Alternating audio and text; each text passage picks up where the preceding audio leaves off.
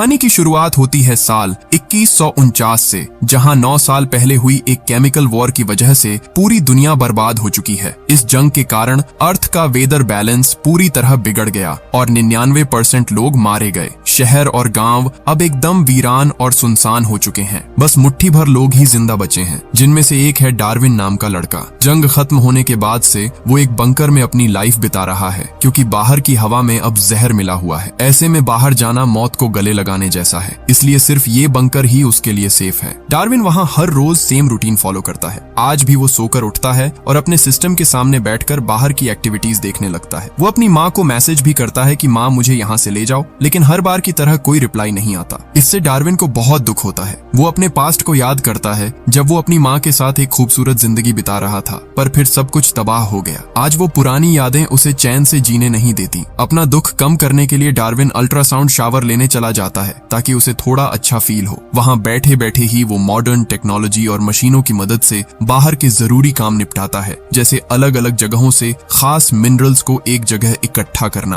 ताकि फ्यूचर में इंसान इनका इस्तेमाल कर सके। इसी बीच उसे एक रिकॉर्डेड वॉइस सुनाई देती है, जो सबको वार्न कर रही है कि बाहर की हवा बहुत खतरनाक है। बाहर निकलना इलीगल है, क्योंकि कुदरत और सरकार दोनों की ही परमिशन नहीं है। काम के बीच डार्विन ब्रेक लेकर खाना ऑर्डर करता है, जो मशीन के जरिए उसे डिलीवर हो जाता है। दुनिया भले ही बर्बादी की कगार पर है, लेकिन टेक्नोलॉजी अपने पीक पर है। फिर भी मशीनों के बीच घिरे रहने की वजह से डार्विन बहुत अकेला फील करता है। अपना मन बहलाने के लिए वो वीडियो गेम्स खेलता है या खुद को काम में बिजी रखता है। लंच के बाद उसे फिर से काम का ऑन ऑर्डर मिलता है और वो उसमें लग जाता है। रात को उसे बड़ी मुश्किल से नींद आती है और सपने में उसे वही सीन दिखता है जब उसकी माँ उसे बचाने के लिए बंकर में छोड़कर गई थी और वादा किया था कि एक दिन वो उसे आजाद जरूर करेगी। ये सपना देखकर डार्विन डर के मारे उठ जाता है। अगली सुबह जब वो काम कर रहा होता है, तो अचानक उसकी नजर एक कुत्ते पर पड़ती है, जो बाहर खुले में घूम रहा है। तभी जोरदार बिजली कड़कती है और बारिश शुरू हो जाती है, जिससे उसकी मशीनें काम करना बंद कर देती हैं। डार्विन घबरा जाता है और फौरन इमरजेंसी बटन दबाने लगता है, लेकिन बहुत देर कोशिश करने के बाद भी कोई रिस्पॉन्स नहीं आता। तब उस खराब मौसम को देखकर डार्विन ये समझ जाता है कि मौसम सिर्फ कुछ समय के लिए नहीं, बल्कि 2 दिनों के लिए ऐसा ही रहेगा, और इससे उसका ऑक्सीजन सिस्टम भी पूरी तरह बंद हो सकता है, जिससे उसकी मुश्किलें बढ़ सकती हैं। इसलिए वो थोड़ा टेंशन में आ जाता है। अब कुछ देर बाद वही होता है, जिसकी वजह से डार्विन के लिए अब बंकर में रहना बहुत मुश्किल हो जाता है, क्योंकि डार्विन ये सब पहली बार एक्सपीरियंस कर रहा है। इसलिए उसे समझ नहीं आता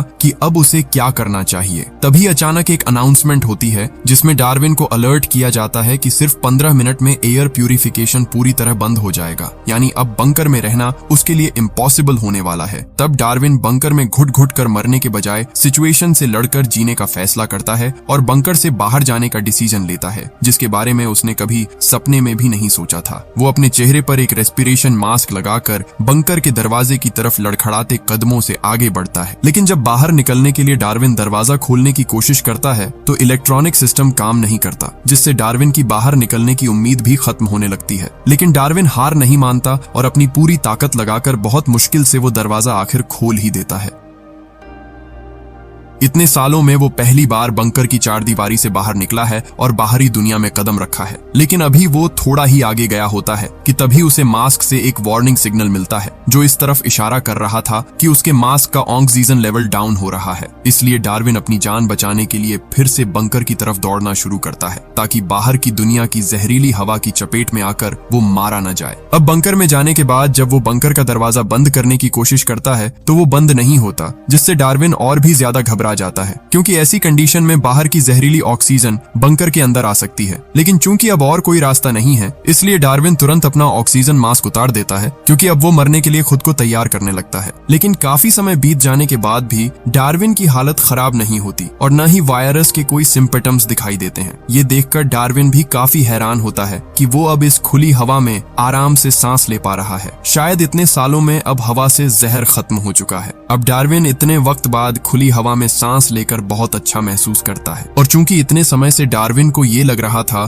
कि उसकी माँ जिंदा हो सकती है, इसलिए वो उन्हें ढूंढने के लिए निकल पड़ता है। उसे लगता है कि शायद उसकी माँ किसी मुसीबत में हो, जिस वजह से वो उससे कांटेक्ट नहीं कर पा रही है। अब यही सोचकर डार्विन बंकर से बाहर निकल जाता है, लेकिन थोड़ा दूर जाते ही उसके पैर कांपने शुरू कर देते हैं। साथ ही उसे बहुत ज्यादा थकान महसूस होने लगती है, जिसका असली कारण यह है कि पिछले 9 साल से डार्विन अपने बंकर से बाहर नहीं आया है, जिसकी वजह से उसके शरीर को इतनी दूर तक पैदल चलने की आदत नहीं है। इसके साथ ही सूरज की कड़ी धूप भी उससे बर्दाश्त नहीं होती और फिर थोड़ा आगे जाते ही उसे भूख भी लगने लगती है। लेकिन अपनी माँ के बारे में सोचते हुए वो हार नहीं मानता और आगे बढ़ता रहता है। खैर, अब थोड़ा आगे जाने के बाद उसे पक्षी दिखाई देते हैं, जिन्हें देखकर वैसे तो उसे खुश होना चाहिए था, लेकिन उन्हें देखकर डार्विन उल्टा परेशान होने लगता है। इसके बाद जब वो और आगे जाता है तब उसे एक मशीन दिखाई देती है, जिसके जरिए वो अपनी माँ को मैसेज भेजकर बताता है कि वो उनसे मिलने आ रहा है। लेकिन हर बार की तरह इस बार भी उसकी माँ की तरफ से कोई रिस्पॉन्स नहीं आता, इसलिए सब उम्मीदें छोड़कर वो भूख से छटपटाने लगता है। तभी अचानक उसके कानों में कुत्तों के भौंकने की आवाज आती है। यह सुनकर डार्विन उनका पीछा करते हुए कुत्तों को ढूंढने की कोशिश करता है। तभी वो दौड़ते दौड़ते एक ग्रीन एरिया में पहुंच जाता है, जहां बहुत सारे पेड़ पौधे हैं। ये देखकर तो डार्विन की आंखें फटी की फटी रह जाती हैं, क्योंकि इतने समय से सबको यही लगता था कि पेड़ पौधे पूरी तरह खत्म हो चुके हैं। खैर, अब बहुत लंबा रास्ता तय करने की वजह से डार्विन बहुत ज्यादा थक जाता है, इसीलिए वो उन झाड़ियों और पेड़ पौधों के बीच ही सो जाता है। कुछ देर बाद उसकी नींद बहुत सारे मच्छरों की भिनभिनाहट और कुत्तों के भौंकने की आवाज से खुल जाती है। ये सुनकर डार्विन जल्दी से इधर उधर देखता है और तभी उसकी नजर दूर खड़ी एक लड़की पर पड़ती है, जिसका नाम डारा है। डारा असल में उन कुत्तों की मालकिन है और उन्हें ढूंढते हुए ही वहां आई है। जब डारा जमीन पर लेटे हुए डार्विन को देखती है तब वो बहुत ज्यादा शॉक हो जाती है। वो डार्विन से सवाल करती है कि असल में तुम कौन हो, लेकिन डार्विन उसे कोई जवाब नहीं दे पाता।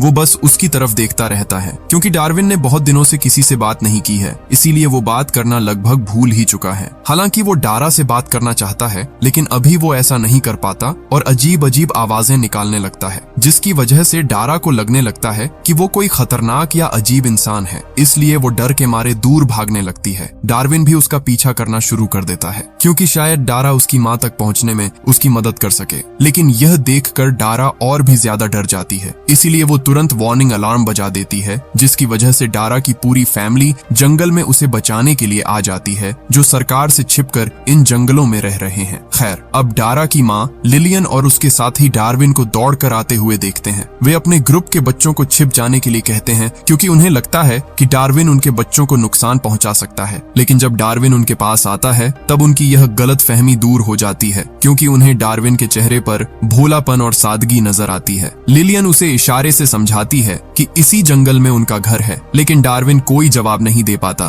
क्योंकि वह सिर्फ मशीन के जरिए बात करना जानता था, जो अब उसके पास नहीं है। डार्विन थोड़ा घबराकर झाड़ियों के पीछे छिपने लगता है, लेकिन लिलियन उसे बड़े प्यार से बाहर आने को कहती है और उसकी हालत देखकर उसे खाना भी देती है। डार्विन बहुत भूखा होने की वजह से जल्दी जल्दी खाना खाने लगता है। अब चूंकि डार्विन को भी लिलियन की फैमिली पर भरोसा होने लगा है, इसलिए वह धीरे धीरे उनके पास आने लगता है। वह चाहकर भी उनसे बात नहीं कर पाता, लेकिन लिलियन और उसकी फैमिली जो बातें कर रही थी वह उसे अच्छी तरह समझ पा रहा था। साथ ही इतने समय बाद इतने सारे लोगों को देखकर वह बहुत खुश होता है, इसलिए वह लिलियन की बातों पर सिर हिलाकर और इशारों में बात करने की कोशिश करता है। जब लिलियन उसे रात को वहीं रुकने के लिए कहती है तो डार्विन तुरंत राजी हो जाता है।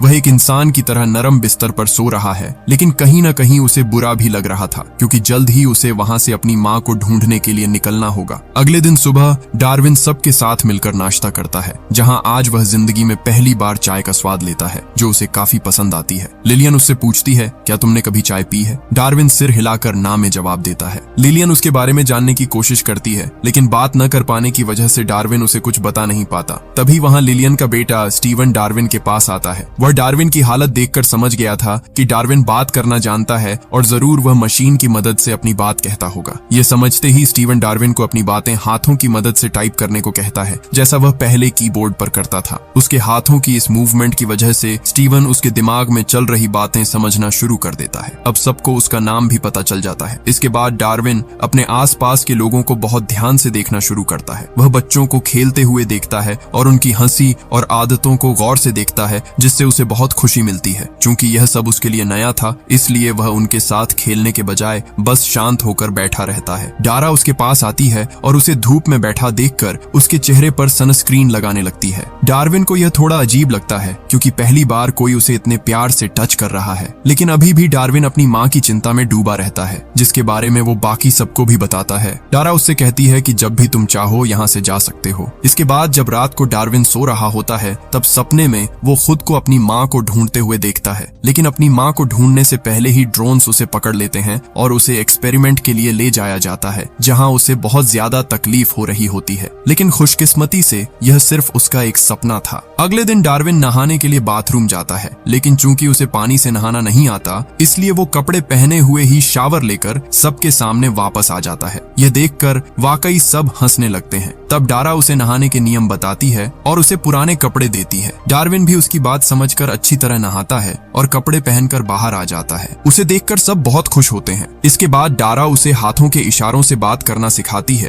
ताकि वो आसानी से दूसरों से बात कर सके। डार्विन को भी वहाँ लोगों के साथ अब और ज्यादा अच्छा लगने लगा है, इसलिए वो कुछ दिन और उन्हीं लोगों के साथ बिताने का फैसला करता है। चूंकि अब डार्विन का सबसे ज्यादा अटैचमेंट डारा के साथ ही था, इसलिए वे दोनों ज्यादातर समय साथ ही बिताते हैं। साथ ही डारा डार्विन को एग्रीकल्चर यानी खेती बाड़ी और कुदरत की देखभाल करना भी सिखाती है। डारा के साथ इतना वक्त बिताने की वजह से डार्विन धीरे धीरे बोलना भी सीख जाता है। हालांकि उसके बोले हुए शब्द थोड़े अजीब लगते थे, फिर भी डार्विन साफ बात करने की कोशिश जारी रखता है। उसकी इस कोशिश की वजह से डारा के साथ साथ लिलियन और बाकी लोगों से भी उसके रिश्ते बेहतर होने लगते हैं। इसके बाद वो डारा के साथ उसके काम में हाथ बटाना भी शुरू कर देता है। डार्विन का यह हेल्पफुल नेचर डारा को भी उसके और करीब ले आता है। लिलियन उन दोनों को एक दूसरे से बात करते हुए देखती है, जिससे उसे समझ आ जाता है कि वे दोनों एक दूसरे को बहुत पसंद करते हैं। अब इसी तरह कुछ और दिन बीत जाते हैं। तभी अचानक एक दिन आसमान में एक सरकारी ड्रोन आ जाता है जो वहाँ की रिकॉर्डिंग कर रहा था। लिलियन और उसकी फैमिली मस्ती करने में बिजी थी और उस समय म्यूजिक की धुन पर डांस कर रही थी। डारा डार्विन को भी अपने साथ डांस करना सिखाती है, जिसके बदले में डार्विन भी डारा को कुछ फास्ट डांस मूव्स सिखाता है। उन दोनों को एक दूसरे के साथ समय बिताना और मजे करना बहुत अच्छा लगता है। इसके बाद वे दोनों जंगल में घूमने निकल जाते हैं, जहां डारा अपने पिता के बारे में बताते हुए कहती हैं कि मेरे पिता ने परिवार को बचाने के लिए बहुत तकलीफें सही हैं। वैसे तो अब वो हमारे बीच नहीं है, लेकिन उन्हीं की वजह से आज हमारी फैमिली जिंदा है। इतना कहकर डारा अपने पिता को याद करती है। डार्विन भी कहता है कि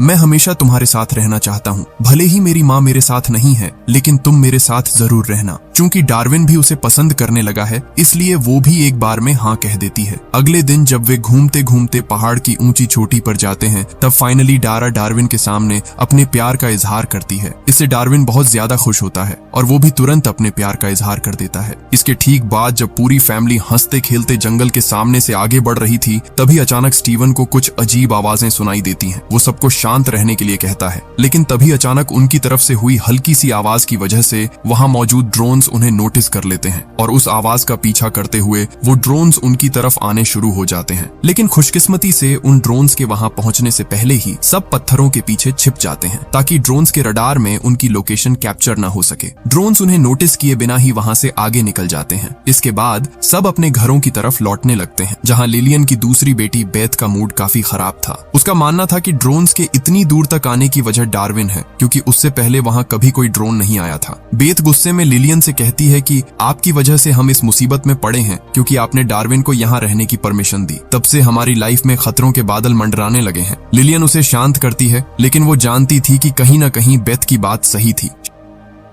शाम को जब डारा डार्विन के पास जाती है तो वो वहां नहीं था। डारा घबराकर उसे ढूंढने लगती है और बाहर जाकर देखती है कि डार्विन अकेला खड़ा है। डार्विन बहुत धीरे से डारा से कहता है, मैं वापस जा रहा हूँ, मैं तुम सबको मुसीबत में नहीं डालना चाहता, इसलिए मेरा जाना ही बेहतर है। यह सुनकर डारा रोने लगती है और कहती है, मुझे पता था कि तुम एक दिन मुझे छोड़कर चले जाओगे। डार्विन उसे समझाने की कोशिश करता है कि ऐसा करना कितना जरूरी है, लेकिन डारा उसकी एक नहीं सुनती और नाराज होकर वहां से चली जाती है। चूंकि अब डार्विन रुक नहीं सकता था, इसलिए वो लिलियन और बाकी फैमिली मेंबर्स से मिलता है और लिलियन को बताता है कि वो अपनी माँ को ढूंढने जा रहा है। लिलियन को भी डार्विन के जाने का दुख हो रहा था, लेकिन न चाहते हुए भी वो उसे नम आंखों से विदा कर देती है। डारा भी डार्विन को जाते देख टूट जाती है और फूट फूट कर रोने लगती है। उधर डार्विन अब अकेला ही आगे का रास्ता तय कर रहा था और रास्तों में ड्रोन्स पर नजर रखता है ताकि वो उनकी पकड़ में न आ जाए। चलते चलते डार्विन एक कम्युनिकेशन मशीन के पास पहुंचता है। वहां वो लिलियन की दी हुई चाबी लगाता है, जो उसने विदा कर करते समय दी थी